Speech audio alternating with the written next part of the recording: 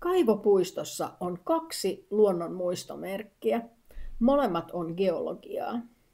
Se ensimmäinen oli tämä rotko ja toinen on rapakivilohkare.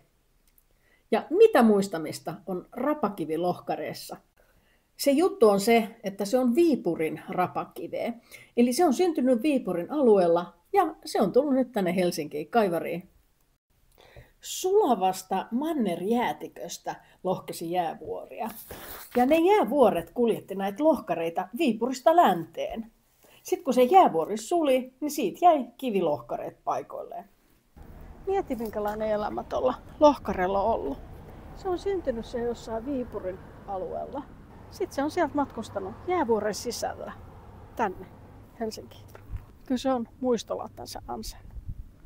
Ja ihan vieressä on toi Nuudasjoen muistomerkki. Eli molemmat löytyy Kaivarin eteläkärjestä.